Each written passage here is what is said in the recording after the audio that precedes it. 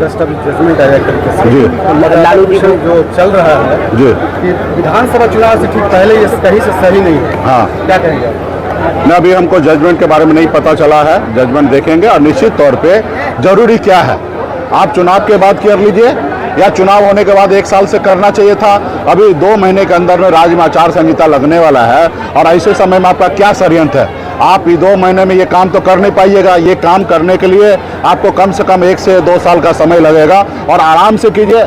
इतने short time में आप बताइए, हमारे राज्य से 3 से 4 करोड़ की आबादी जो दूसरे राज्य में मजदूरी करने के लिए गए हैं और सब छठ में दीपावली में आते हैं, अभी कोई अपना काम धंधा छोड़कर नौकरी छोड़कर बिहार में कैसे आएंगे? और जब नहीं आएंगे तो उनका वोटर लिस्ट में नाम नहीं जुड़ेगा और जब वोटर लिस्ट में नाम नहीं जुड़ेगा तो वो कभी भी चुनाव, क्योंकि वो देश के नागरिक है, देश के मालिक है, वो वोटर है, वो कभी भी अपने राज्य में आके चुनाव दे सकते हैं। अगर वोटर लिस्ट में उनका नाम नहीं होगा तो चुनाव कैसे दे पाएगा? और इससे बताएं हमको भारत सरकार को लाभ क्या है? इसी वोटर लिस्ट पर तो आपका 2024 में लोकसभा चुनाव हुआ और 40 में से 30 सांसद मोदी जी का बना और उसी के दम पर आज देश में सरकार है। और जब सरकार अगर उसी के दम पर है तो ये वोटर लिस्ट कैसे खराब है? अगर ये वोटर लिस्ट अगर गलत है तो सबसे पहले जो 40 सांसद जीत के गया उनको आप इस्तीफा लीजिए, उनको सदस्यता समाप्त कीजिए, तब हम माने कि वो वोटर लिस्ट सही नहीं है। तो आप ऐसा कीजिएगा नहीं, सिर्फ लोगों को भरम फैलाइएगा और लोगों को तनाव में लाइएगा, लोगों को परेशान कीजिएगा, खास करके गरीब मजदूर किसान को परेशान कीजिएगा, तो ये सही नहीं है।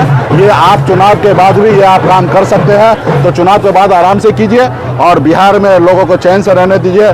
जनता जो है वो मालिक है, उनको ये जो चुनाव का समय जो होता है लोकतंत्र का बड़ा पर्व होता है, उस पर्व में सभी लोगों को आप सही से पर्व का हिस्सेदार बनने दीजिए। यही मैं चुनाव आयोग से कहना चाहता हूँ, देश के प्रधानमंत्री से कहना चाह रहा हूँ कि यहाँ पे जनता का भावना के साथ रहिए। यहाँ आपने काम अगर किया तो निश्चित तौर पे जनता वोट देकर आपको राज्य में पुनः सरकार ला के देंगे। जनता पे आप भरोसा कीजिए। अगर जनता के बीच में अगर आपने काम नहीं किया तो ये जनता अगर उखाड़ फेंकेगा। तो ये लोकतंत्र का यही सबसे बड़ा खूबसूरती है। आप अगर गर्व से कहते हैं कि मैं चाय बेचने वाला का बेटा हूँ, अगर प्रधानमंत्री बने हैं तो ये बाबा साहब भीमराव अम्बेडकर का संविधान का ही देन है कि उसी संविधान के दम पर आज देश के प्रधानमंत्री आप बने हैं।